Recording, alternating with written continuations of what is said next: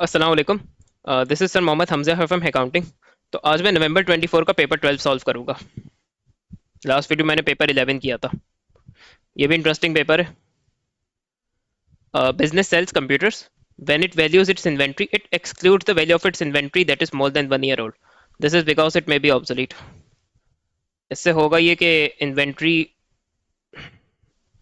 Overstate नहीं होगी, और क्लोजिंग इन्वेंट्री ओवरस्टेट नहीं होगी, तो प्रॉफिट ओवरस्टेट नहीं होगा। और इसमें नॉट ओवरस्टेटेड, और करंट एसेट्स वो भी ओवरस्टेट नहीं होंगे। तो ये सब एज पर प्रूडेंस होता है। A purchase ledger clerk has to use a password to access the ledger in a computerized accounting system. What is the purpose of the password? To limit access to the purchases ledger by others. हाँ, ये strong point है कि उसके computer में आके कोई और access कर ले, और कोई वो एरर फ्रॉड कर सकता है, वो कोई मैनिपुलेशन कर सकता है, वो कोई मसला खड़ा कर सकता है वो। तो ये जिसको कंप्यूटर दिया गया काम करने के लिए, इसका एक्सेस उसी के पास हो प्रॉपर तो अच्छा है, और रिस्ट्रिक्टेड एक्सेस हो। To prevent the clerk from accidentally deleting a supplier account. Password तो है उसके पास, अब बाद में वो अकाउंटिंग करते हुए मिस्टेक तो कर सकता है, तो ये तो बहुत ही वीक पॉइंट है। तो जिसमें टू है उसको कट कर दे। अच्छा, स्टॉप द क्लब रिकॉर्डिंग। अब पासवर्ड इसके पास है, उसके बाद वो काम कर रहा है, तो उसके बाद वो फ्रॉड या एरर कर सकता है। हाँ, वो पकड़ा जाए बाद में या ना पकड़ा जाए वो एक अलग बात है, अभी वो हमारा इशू नहीं है। तो इसलिए ए भी नहीं हो सकता। तो इसका आंसर बी होगा। Peter is a credit customer of John, he settles his account of 200, he pays by check and receives a cash discount of 5%.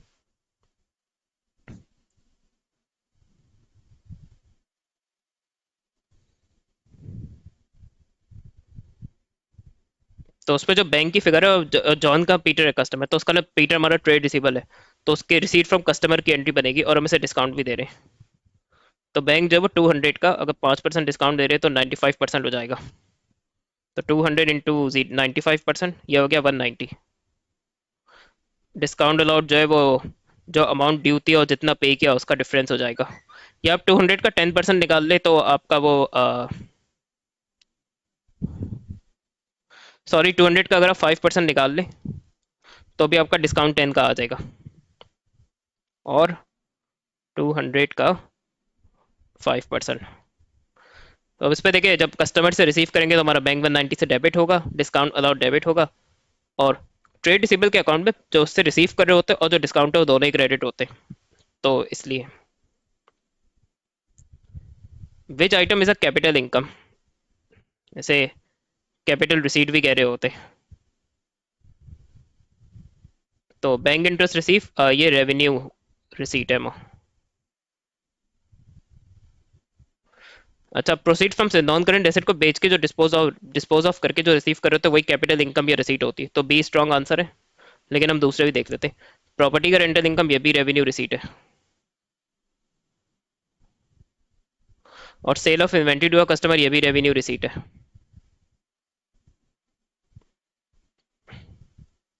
तो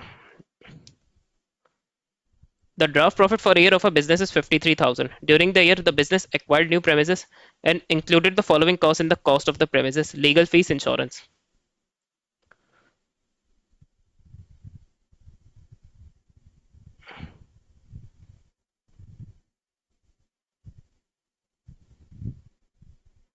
तो हमें इस पे इंश्योरेंस इंक्लूड नहीं करना चाहिए था।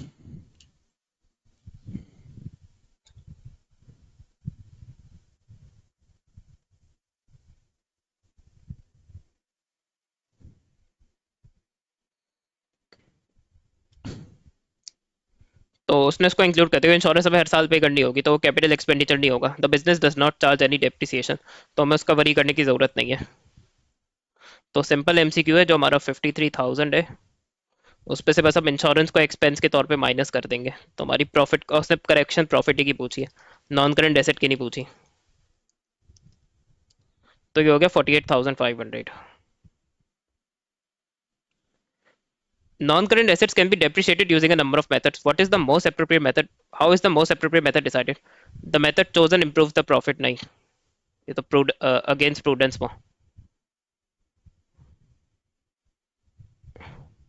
The method chosen is easily understood। नहीं, reducing balance complicated होता है लेकिन वो accurate ज़्यादा होता है इसलिए।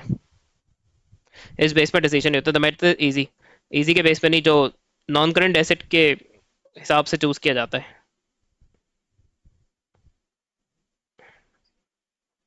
नॉट ईज के हिसाब से नहीं चूज किया जाता। The method doesn't reflects the pattern of the use of non current asset, ये आंसर है। क्योंकि जो नॉन करंट एसेट में शुरू अर्ली ईयर्स में ज़्यादा बेनिफिट देते हैं, लेटेड ईयर्स में कम देते हैं, उसके लिए रिड्यूसिंग बैलेंस होगा। और वो नॉन करंट एसेट जिनके लिए हम, जो हमें जैसे फर्नीचर टाइप है, जो हमें हर साल सिमिलर बेनिफिट ही देते हैं, चाहे वो जितने भी नए हो, जितने या जितने भी पुराने हो, उसके लिए हम स्ट्रेट लाइन यूज़ कर लेते हैं। तो Ryan purchased a van for 16,000 on 31st December 2021. It is his policy to apply 25% per annum reducing balance depreciation for each part of the year the asset is held. Ryan traded the van on 1 July 2024 for a 6150 reduction on the cost of a new van. तो exchange में लिया और पुराने van की वजह से नए पे ये रिडक्शन हो रहा है, तो ये ट्रेड इन या पार्ट एक्सचेंज वैल्यू है।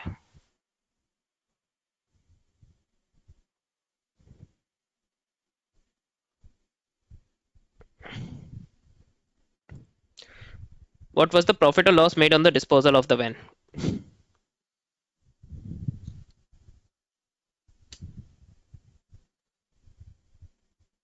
तो ये पार्ट एक्सचेंज का एमसीक्यू है और काफी अरसे के बाद reducing balance plus monthly depreciation test हो रहा है। दिसंबर 21 में लिया तो उसका 21 का तो कोई डेप्रिसिएशन चार्ज नहीं होगा, हम इस पे 22 से डेप्रिसिएशन चार्ज करेंगे और रिड्यूसिंग बैलेंस है ये। तो 16,007, तो पहले 2022 का जो है वो तो 16,000 का ही 25% हो जाएगा, तो ये हो गया 4,000। फिर अभी इसकी एनपीवी आ जाएगी 2022 की, तो ये हो गई आपकी 12,000। उसके बाद 2023 का डेप्रिसिएशन जो है वो इस पे नेट बुक वैल्यू पे लगेगा।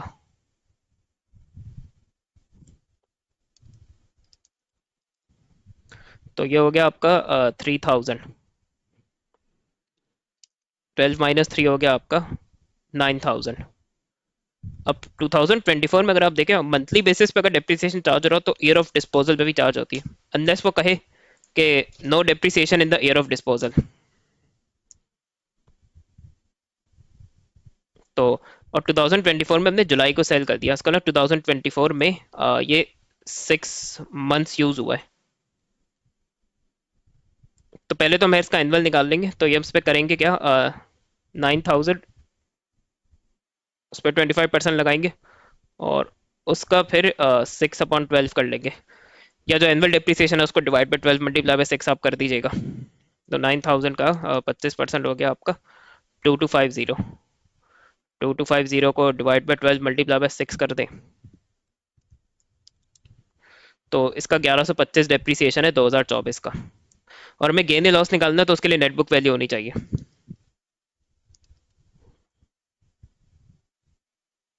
अच्छा, 4,000 प्लस 3,000 प्लस 1125, ये इसका एक्यूमुलेटेड डेप्रिसिएशन हो जाएगा। तो अगर आप चाहें तो उसे डिस्पोजल अकाउंट से भी कर सकते हैं, और वरना आप या तो डायरेक्ट नेट बुक वैल्यू को, अब पार्ट एक्सचेंज में ना ये जो ट्रेड इन वैल्यू है, पार्ट एक्सचेंज वैल्यू है, ये डिस्पोजल प्रोसीड के तौर पे ट्रीट की जाती है। और ये मैं डेप्रिसिएशन पे चैनल में कवर भी किया हुआ है, तो आप लोग वहां से जाके देख सकते हैं अगर कोई कॉन्सेप्ट क्लियर नहीं है तो 6150 -7875, तो हमारे बुक्स में नेट बुक वैल्यू ज़्यादा है, उसके बेस पे हमें पार्ट एक्सचेंज वैल्यू कम मिली, तो ये लॉस ऑन डिस्पोजल है। तो ये हो गया 1725 लॉस। इसका एक और तरीका भी, आप चाहें तो डिस्पोजल अकाउंट भी बना ले। तो कॉस्ट है इसकी 16,000, इसका प्रोविजन फॉर डेप्रिसिएशन 4 + 3 + 1125, 4,000 + 3,000 + 1125, तो ये हो गया 8125। ये जो ट्रेड इन अलाउंस है ये नॉन करेंट एसेट के अकाउंट में डेबिट होता है और यहाँ क्रेडिट होता है। CA का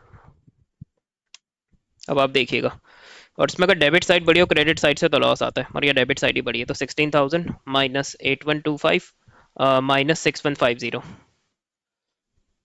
एक second,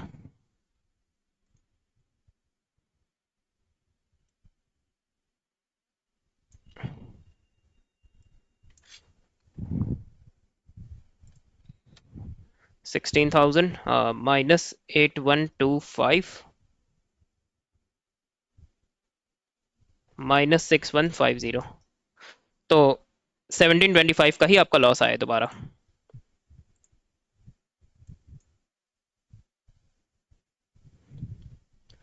The totals of a trial balance of a business did not agree. The following errors were discovered. The wages account has been overcast.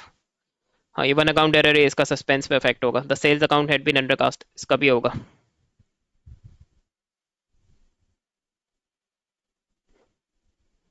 अच्छा, credit sale of 150 had been recorded on the sales invoice of 510। तो अगर हमने sales invoice में इसको गलत ले लिया है, तो ये तो एक तो एसएलसी में भी यही 510 जाएगा, और सेल्स के अकाउंट में भी ये 510 ही जाएगा। क्योंकि देखिए सेल्स इनवॉइस के जरिए सेल्स जनरल बनेगा, तो फिर सेल्स जनरल का टोटल जो है वो सेल्स के अकाउंट में जाता है, और सेल्स जनरल का टोटल आपका जाता है वह ट्रेड रिसीबल या कंट्रोल एसएलसीए में भी। तो जब दोनों जगह ही वैल्यू डेबिट साइड और क्रेडिट साइड में गलत एंटर होगी, तो ट्रायल बैलेंस तो स्टिल बैलेंस हो जाएगा। तो इसका आपका सस्पेंस पे कोई इफेक्ट नहीं है। After the appropriate calculations were made, the trial balance total agreed. What was the difference between the trial balance totals before the corrections were made. तो सस्पेंस का ओपनिंग बैलेंस यही शो करता है कि जो दोनों साइड्स का डिफरेंस होता है।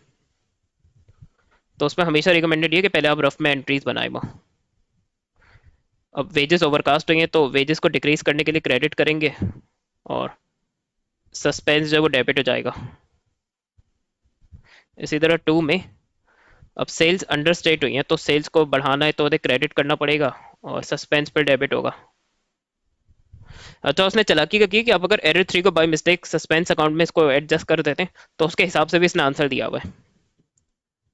अब एक रफ सस्पेंस अकाउंट बना ले, आपका ओपनिंग बैलेंस आ जाएगा। तो 550 जो यहाँ डेबिट हो रहा है वो वेजेस की वजह से हो रहा है, और जो 550, अच्छा सॉरी, ये 400 है।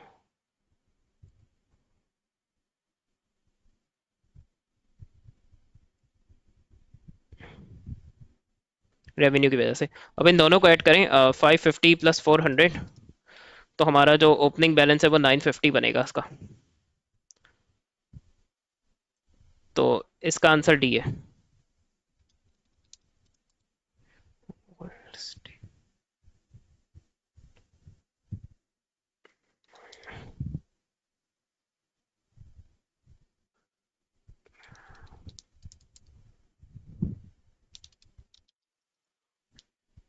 सही है। In the books of a trader, discount receipt of 1400 have been posted correctly in the supplier's account but debited in the discounts allowed account. तो डिस्काउंट अलाउड में तो हमने बिला वजह ले लिया उसको, तो हम इसको क्रेडिट कर देंगे, तो डिस्काउंट अलाउड में तो कैंसिल आउट हो जाएगा। तो हम यहाँ इसी चॉइसेस देंगे कि जिसमें डिस्काउंट अलाउड क्रेडिट हो रहा हो, जिसमें नहीं हो रहा वो आंसर नहीं होंगे। तो ए या सी में से आंसर होगा। डिस्काउंट अलाउड को क्रेडिट करेंगे, और अगर डिस्काउंट रिसीव को हमने डिस्काउंट अलाउड में ले लिया, ऑल्दो से ट्रेड सप्लायर्स अकाउंट में तो सही लिया है, लेकिन हमने कैसे मैं बाई मिस्टेक डिस्काउंट अलाउड में दे दिया, तो इसका मतलब वो डिस्काउंट रिसीव में नहीं आया, तो हम डिस्काउंट रिसीव पे क्रेडिट करेंगे। और यहाँ मसला है कि दोनों अकाउंट्स करेक्शन के लिए क्रेडिट हो रहे हैं, तो फिर ऑब्वियसली उनका कंबाइंड टोटल आपको सस्पेंस पे डेबिट करना पड़ेगा।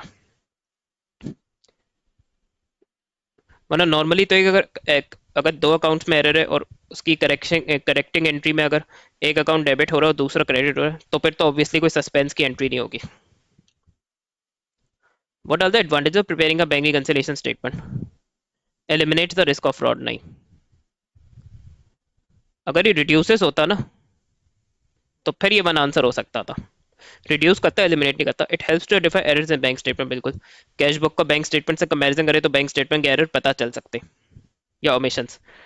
और आउट ऑफ डेट चेक जो टाइमिंग का डिफरेंस होता है, हमने चेक रिसीव कर लिया लेकिन बैंक ने नहीं इसको रिकॉग्नाइज किया, या हमने चेक पेमेंट के लिए दिया, बैंक ने डिडक्शन नहीं की, तो इसका आंसर डी होगा। The cash book of a business showed a debit balance of 3900। This differed from the bank statement balance. The bank statement included bank charges of 250, a direct debit of 3280, and a credit transfer of 300. None of these amounts had been entered in the cash book. A payment of 620 entered in the cash book had not yet been presented for payment. What is the balance on the updated cash book?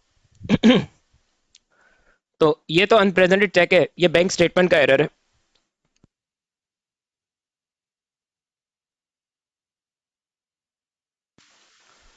तो ये तो unprecedented check है, जो bank statement का error है, तो ये तो कैश बुक में करेक्ट नहीं होगा। उसने पूछा ही अपडेटेड कैश बुक बैलेंस है, तो आप इसे रफटी अकाउंट बना के भी कर सकते हैं, वरना प्लस माइनस में कर लें। तो पॉजिटिव 3900 बैलेंस है, और बैंक चार्जेस ऑब्वियसली इस पे से क्रेडिट होंगे या माइनस होंगे। डायरेक्ट डेबिट देके पेमेंट फैसिलिटी हम यूज़ करते हैं बैंक की, तो अगर डायरेक्ट डेबिट की ट्रांजेक्शन जो पेमेंट की ट्रांजेक्शन होती है, क्रेडिट ट्रांसफर किसी ने हमारे अकाउंट में ट्रांसफर किया है वो, तो 3900 -250 -3280 +300, तो ये हो गया 670। तो इसका आंसर बी हो गया। और ऑल्टरनेटिवली आप लोग के टी अकाउंट से भी कर सकते हैं।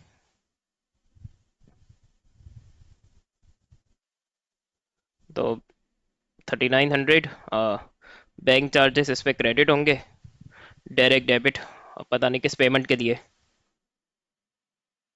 और क्रेडिट ट्रांसफर 300 का। तो 3900 +300 -250 -3280, तो तब भी ये 670 ही आएगा।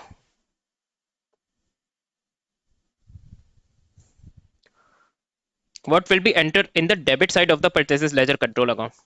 कॉन्ट्रा डेबिट साइड में आता है, डिस्काउंट रिसीव भी डेबिट साइड में आता है, और 3 जो है वो एसएलसीए की ट्रांजैक्शन है।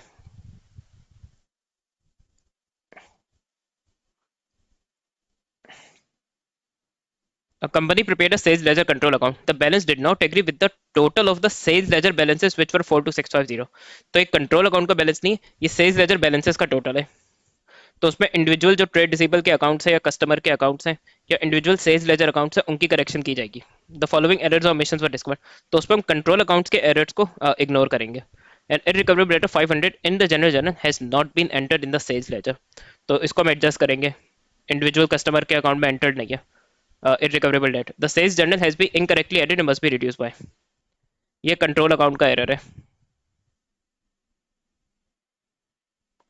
ये एडजस्ट नहीं करेंगे। The sales ledger control account includes the discount receipt of 400. It should have been discounted out. ये भी कंट्रोल अकाउंट का एरर है, इसको हम इसका इग्नोर करेंगे। अच्छा, sales to J Brown of 640 have not been entered in his account. What was the correct total of the sales ledger balances? तो 42650 इररिकवरेबल से माइनस होगा या क्रेडिट होगा, और क्रेडिट सेल्स एंटर नहीं की तो वो या डेबिट होगी या ऐड होगी। 42650 -500 +640,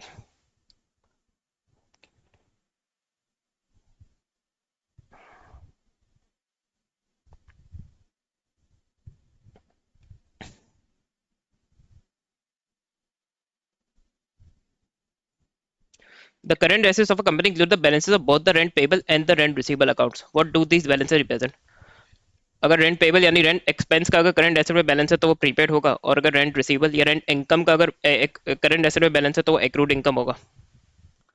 तो इसका आंसर होगा प्रीपेड और accrued. The following information is available for a sole trader. Allowance for irrecoverable debts at the start of the year, total trade at the end, at the end of year it was decided to write off 1000 as irrecoverable debts and maintain the allowance for irrecoverable debts at 3% of trade receivables. What is the entry in the allowance for irrecoverable debts account?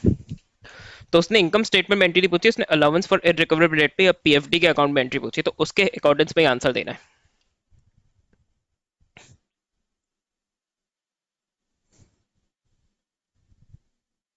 तो सबसे पहले 36,000 में से हम irrecoverable debt bad debt minus करेंगे, तो ये 35,000 हो जाएगा। इस पर हम पीएफडी का सीटी चार्ज करेंगे।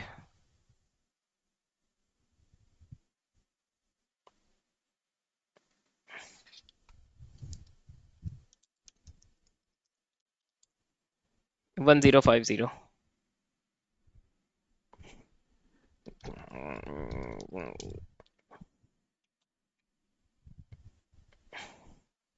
सही है। अब एंट्री जो है ना उस पर वो इंक्रीज या डिक्रीज की जाती है, तो अभी डिक्रीज हो गया है वो, तो 1050 -1400,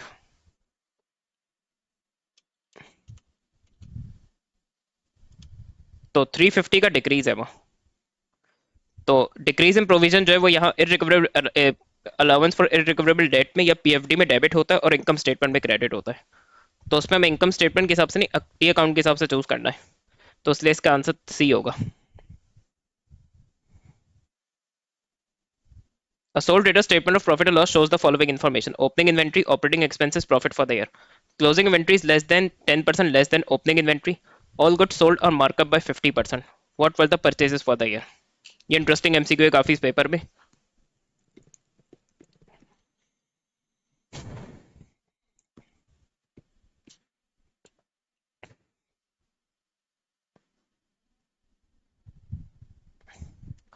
अब देखिए सबसे पहले इसने ग्रॉस प्रॉफिट में से ऑपरेटिंग एक्सपेंसेस माइनस के होंगे 3000. और क्योंकि सोल ट्रेडर तो उस पर ऑब्वियसली फाइनेंस कॉस्ट या प्रॉफिट फॉर ऑपरेशंस का इशू नहीं होता, तो फिर इसका प्रॉफिट फॉर द ईयर आ गया होगा 5400 का. तो अगर मैं प्रॉफिट फॉर द ईयर में ऑपरेटिंग एक्सपेंसेस ऐड कर दूं तो इसका ग्रॉस प्रॉफिट आ जाएगा.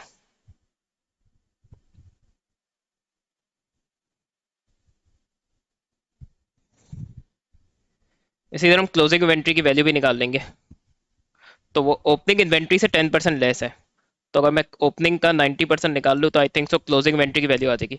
या आप इसका 10% निकाल के इसमें से माइनस कर दीजिएगा, उससे भी आ जाएगा 4500. अब हम रफ कॉस्ट ऑफ सेल्स का सेक्शन बनाएंगे.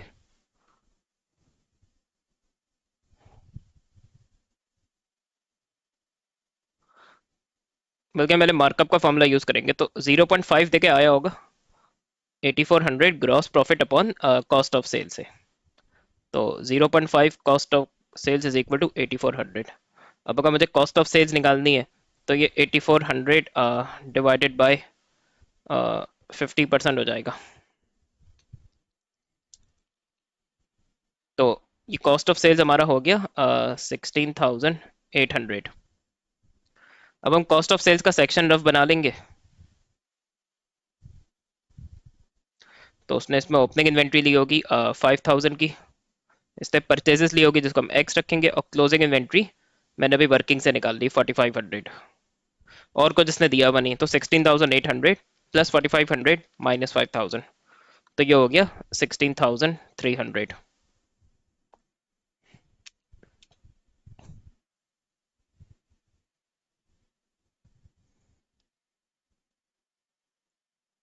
LM and partnership are sharing profit and losses in the ratio of 3:2. They have the following current account balances. Uh, the balances are 31st March 2024 after taking into account the following. अच्छा ये किसी paper से repeat MCQ है और पता नहीं मैंने जो वीडियोस की है उस पर से भी शायद किसी एक पेपर में ये एमसीक्यू कवर हुआ हुआ है. लेकिन चलिए दोबारा कर देता हूँ मैं. जो फर्स्ट टाइम अगर जो प्रीवियस वीडियोस नहीं देखे हैं, फर्स्ट टाइम ऐसे ही एमसीक्यू देख रहे, तो सबके ओपनिंग और क्लोजिंग बैलेंसेस दिए हुए हैं. इसके ओपनिंग पॉजिटिव बैलेंसेस हैं और इसके नेगेटिव बैलेंसेस हैं. Profit and loss sharing ratio 3:2 है. Interest on drawings, interest on capital drawings. What was the residual profit to be shared between LNM for the year ended March 2024. अब देखिए current account का balance निकालते हुए residual profit हमने लिया होगा current account में.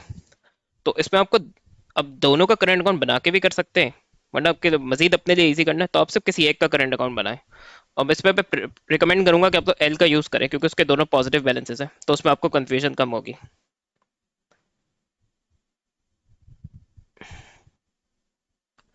तो उसका ओपनिंग है 3000. आप टी अकाउंट भी बना सकते हैं करंट अकाउंट के लिए रफमा. इसने इसमें इंटरेस्ट ऑन ड्राइंग जो है वो उसने डेबिट किया होगा यानी माइनस किया होगा. इंटरेस्ट ऑन कैपिटल्स में क्रेडिट होता है, इसने ऐड किया होगा. इसने शेयर ऑफ प्रॉफिट भी वो रेसिडुअल प्रॉफिट का शेयर होता है उसने ऐड किया होगा. और रेसिडुअल प्रॉफिट भी शेयर कर रहा है, इसका शेयर ऑफ प्रॉफिट ही है वहाँ. और फिर ड्राइंग्स इसने माइनस की होगी 10,000 की.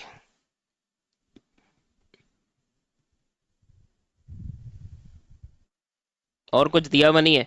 इसके बाद इसका बैलेंस ईडी आ गया होगा जो हमने ऊपर दिया हुआ है 14,200. तो 14,200 प्लस 10,000 माइनस 3,000 प्लस 1,000 माइनस 3,000.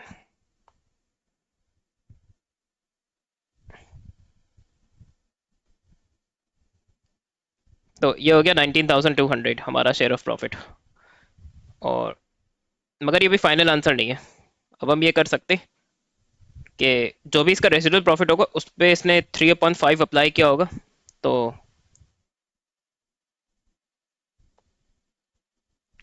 क्योंकि रेशियो से डिस्ट्रीब्यूशन के भी फ्रैक्शन में चेंज करते हैं तो 3/5 पर आया होगा ये 19,200. तो ये आपका बनेगा 19,200 मल्टीप्लाई बाय 5 डिवाइड बाय 3. तो ये आ गया 32,000।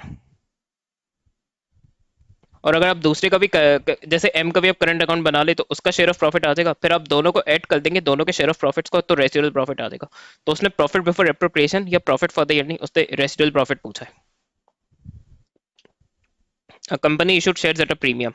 In which financial statements would the share premium appear?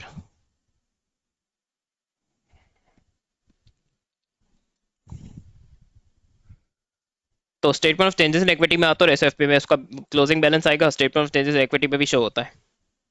तो बेस्ट आंसर है ये।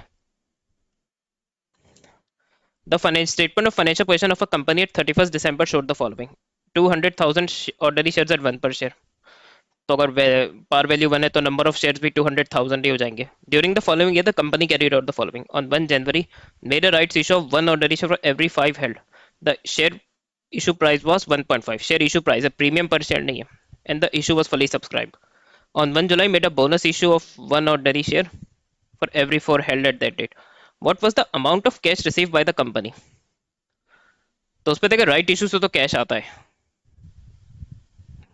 लेकिन बोनस इशू जो है वो नॉन कैश ट्रांजैक्शन है, तो आपको उस पर से कैश निकालना है तो आप फिर बोनस इशू को उसमें स्ट्रेट अवे इग्नोर कर सकते हैं। तो इस तरह अपनी थोड़ी ख्वारी कम कर सकते हैं, अपना टाइम भी सेव कर सकते हैं, और वही फिर आप किसी और एमसीक्यू में लगा सकते हैं। तो हम राइट्स इशू के शेयर निकालेंगे, कोई पहले राइट्स इशू हो रहा है, तो 200,000 पे ही 1/5 अप्लाई हो जाएगा। तो ये हो गया 40,000।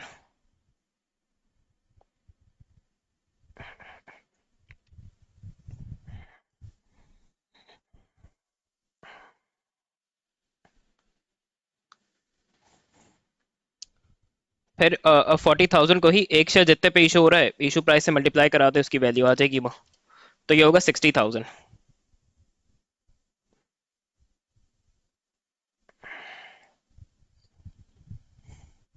विच ratio measures the efficiency of a business?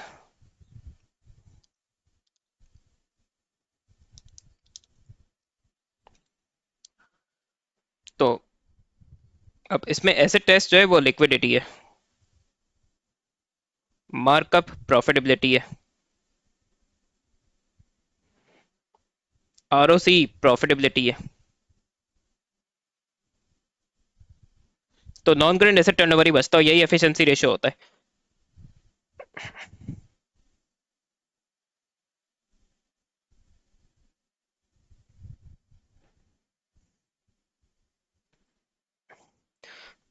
A company's return on capital employed decreased to 10% in the current year from 15% in the previous year.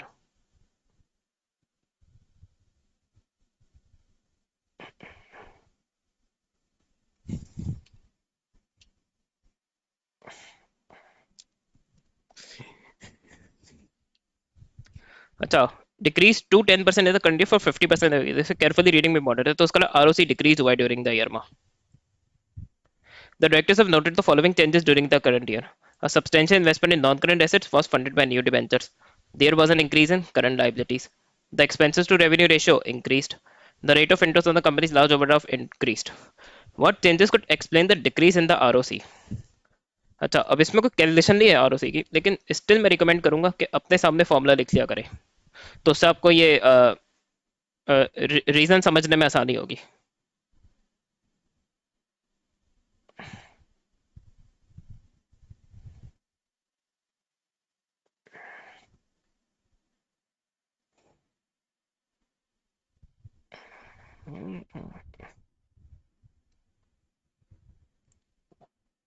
और इवन कैपिटल एम्प्लॉयड जो है वो equity plus NCL. Capital employed का एक और formula भी होता है, लेकिन equity plus NCL generally students को इजी लगता है, तो मैं वो भी जो मेजोरिटी प्रेफर करती है मैं भी वही मेंशन करूँ, उसी का यूज करूंगा यहाँ।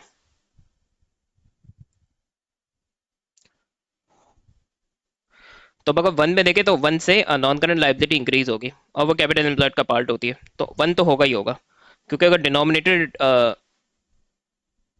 इंक्रीज होगा तो रेशियो डिक्रीज होगा वहाँ, यानी रेशियो डिक्रीज होगा। तो वन तो है ही है, तो जिसमें वन नहीं है वो आंसर ही नहीं होंगे। अच्छा, इंक्रीजिंग करंट लाइबिलिटीज, तो करंट लाइबिलिटीज का कोई लिंक नहीं है इससे, तो इसलिए ए भी नहीं होगा। तो बचा ही सिर्फ बी। लेकिन हमें फिर भी रीजन देख लेते। The expenses to revenue ratio increase, तो इसका मतलब ऑपरेटिंग एक्सपेंसेस बढ़ गए हैं। ऑपरेटिंग एक्सपेंसेस बढ़ गए तो फिर प्रॉफिट फ्रॉम ऑपरेशंस डिक्रीज होगा, और प्रॉफिट फ्रॉम ऑपरेशंस न्यूमरेटर है, तो न्यूमरेटर के डिक्रीज होने से या डिनोमिनेटर के इंक्रीज होने से रेशियो गिर सकता है, तो इसलिए 3 भी होगा। अच्छा, rate of interest on the companies, तो प्रॉफिट फॉर ऑपरेशंस तो प्रॉफिट बिफोर इंटरेस्ट होता है, तो इंटरेस्ट का इस पर कोई इफेक्ट नहीं होगा। और करंट लाइबिलिटी अगर एक्रूड हो भी उसका कुछ चले, तो करंट लाइबिलिटी का भी कोई इफेक्ट नहीं होता इसमें।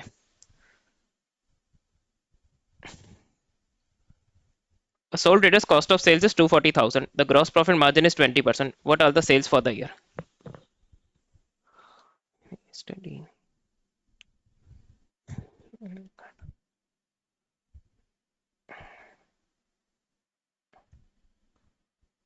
A business employs machinists to make a single type of product. As demand increases, more machinists are employed. Every time 8 extra machinists are employed, 1 extra supervisor is needed. Which option best describe total labor cost? तो machinist obviously variable होगा, तो अब सी या D में से answer है। हाँ, तो सुपरवाइजर्स कहिए कि जब मशीनिस्ट इंक्रीज, जब स्पेसिफिक, तो जब स्पेसिफिक लेवल से machinist number of machinist increase होंगे तो एक्स्ट्रा सुपरवाइजर चाहिए होगा।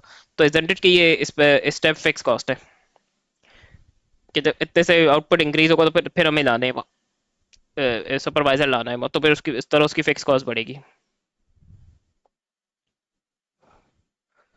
The inventory movements of a business in a 3 month period are shown, तो ये पूरा 3 मंथ का डेटा है, तो उसका पीरियड 3 मंथ का है। The business use the first in first out method of inventory valuation, what was the value of inventory at the end of March. तो स्ट्रेट अवे उसने आपसे 3 मंथ का पीरियड है और उसके एंड में उसने आपसे क्लोजिंग इन्वेंट्री की वैल्यू पूछी है, इसका मतलब भी पीरियोडिक अप्रोच का एमसीक्यू है, और करना भी पीरियोडिक से ही चाहिए इसको। तो अब देखिए इस पे रिसीट्स और इश्यूज है,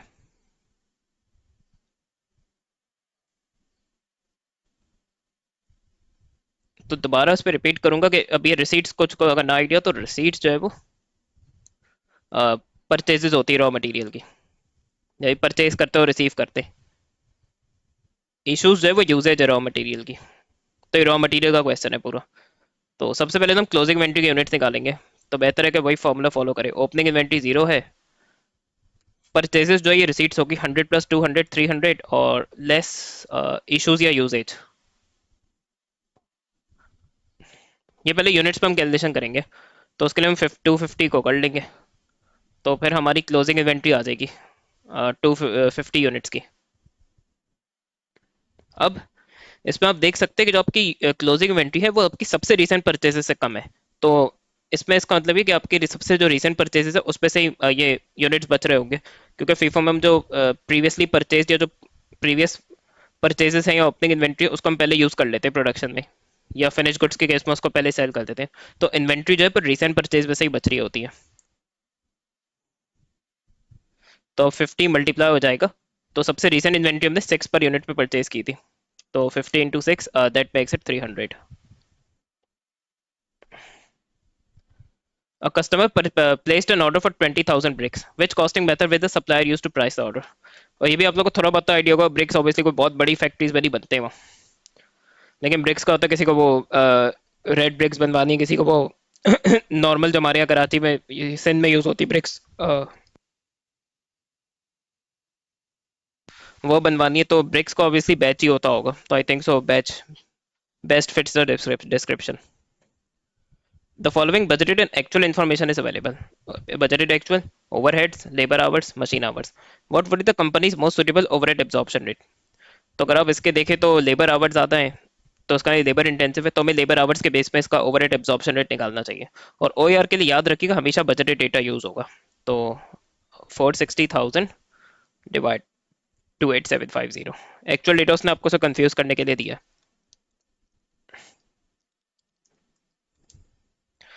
तो ये हो जाएगा $16 पर labour our. The following information is available from the costing records. Budgeted overheads cost, budgeted direct labor hours, actual overhead cost incurred, actual direct labor hours work. By how much are the overheads over absorbed or under absorbed?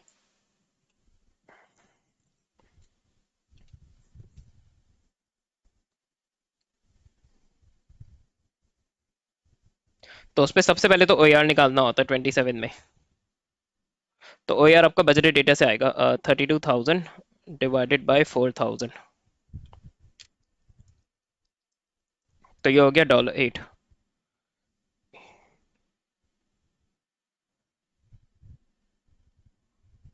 और फिर हमें overhead absorb निकालना होता है। तो overhead absorb OAR जो है वो एक्चुअल लेबर आवर्स से होगा, क्योंकि आपका एक्चुअल ओवरहेड एक्चुअल आवर्स पे बेस्ड है। तो आपका बजटेड ओवरहेड भी एक्चुअल आवर्स पे ही बेस्ड होना चाहिए। तो फिर उसका एक्चुअल ओवरहेड से कंपैरिजन ज़्यादा एक्यूरेट होगा। अब जिन्होंने स्टैंडर्ड कॉस्टिंग पढ़ा हुआ A2 में उन्हें ज़्यादा मेक सेंस करता होगा, तो इस सॉर्ट ऑफ फ्लेक्सिंग से सिमिलर है। क्योंकि ऑब्वियसली बजटेड और एक्चुअल आवर्स डिफरेंट है, तो इसलिए। तो ये हो जाएगा 31,200। अब हम निकालेंगे ओवर या अंडर। तो उसके लिए हमेशा overhead absorb minus actual overhead करें तो आपके लिए इजी रहेगा ये डिसाइड करना कि वो ओवर एब्जॉर्ब है अंडर एब्जॉर्ब है। 31,200 माइनस 34,000। अब खुद आप यहाँ देख सकते हैं जो एब्जॉर्ब जो है वो एक्चुअल से कम है, तो ये फिर हमेशा अंडर एब्जॉर्ब का केस होगा वहाँ।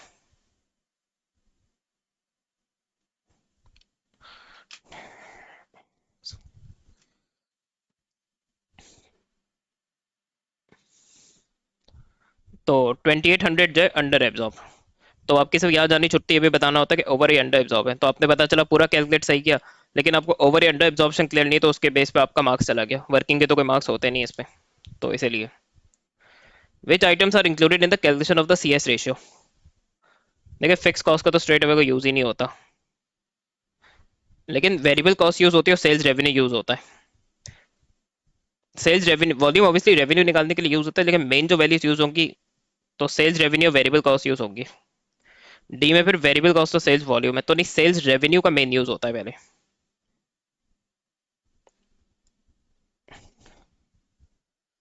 The financial information for selling 6,000 units in August was as follows: selling price, variable cost, fixed cost, profit. The selling price was reduced by 10% in September. What level of sales was needed in September to achieve the same total profit as August?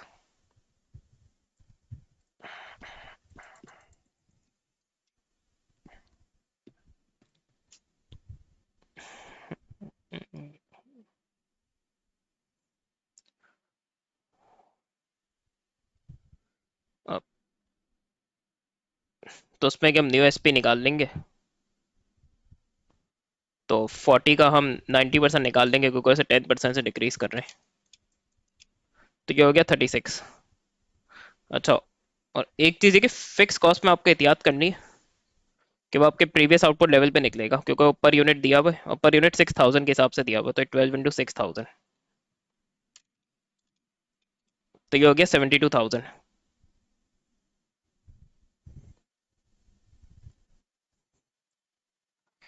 तो अब इसमें units for target profit का formula use हो जाएगा, और ये आप चाहे तो डायरेक्ट इक्वेशन से भी यूज करते हैं, लेकिन मेजोरिटी स्टूडेंट और टाइम बचाने के लिए एक फॉर्मूला को प्रेफर कर रही होती है। तो फिक्स कॉस्ट। अच्छा, और मुझे इस पे करंट प्रॉफिट भी निकालना होगा।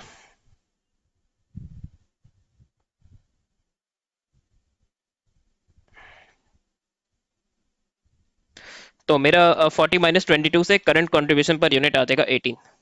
उस 18 को फिर मैं करवा दूंगा 6,000 यूनिट से, और उस पर से फिर मैं फिक्स कॉस्ट माइनस कर दूंगा। तो 18 इंटू 6,000 माइनस 72,000 से मेरा प्रॉफिट आ जाएगा 36,000। और या तो 6 × 6,000 कर दे तो भी आपका 36,000 प्रॉफिट आ जाएगा। तो उसने सॉर्ट ऑफ आपके लिए इजी कर दिया है वहाँ।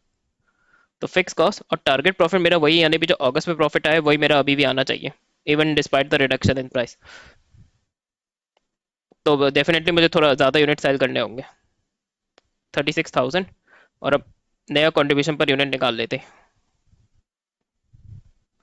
तो वो हो जाएगा 36 - 22। तो ये हो जाएगा 14। या आपका डिनोमिनेटर में आ जाएगा 14।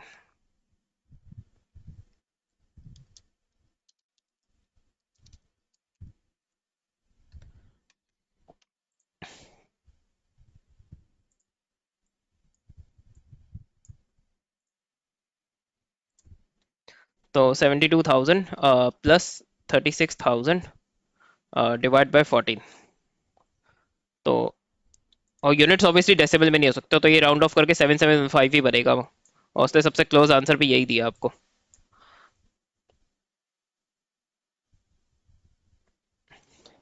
वे statement correctly describe CVP analysis. और सीवीपी जो है मार्जिनल का ही पार्ट होता है। It assumes a linear relationship between cost revenue volume. ये बात बिल्कुल सही है। तो जिसमें वन नहीं है वो आंसर ही नहीं होंगे। It can be used in what if analysis, बिल्कुल। कि अगर हमें मटेरियल की शॉर्टेज है तो फिर क्या होगा। अगर ये कि सेल्स यूनिट्स हायर या लोअर हैं तो फिर इंक्रीज या डिक्रीज होते हैं तो फिर क्या होगा, सेलिंग प्राइस में चेंज आता है, वेरिएबल कॉस्ट में चेंज आता है, फिक्स कॉस्ट में चेंज आता है। तो ये व्हाट्सएप एनालिसिस के लिए बिल्कुल यूज हो सकता है। अच्छा, लॉन्ग टर्म के लिए यूजफुल नहीं है, तो इसके बेस में ए भी कट गया आपका। It shows how cost revenue profit change in relation to sales volume. तो इस एनालिसिस पर काफी हैंडी रहता है कि अगर सेल्स यूनिट्स चेंज हो रहे तो रेवेन्यू क्या होगा, कॉस्ट क्या होगी, प्रॉफिट क्या होगा। अल्लाह हाफिज।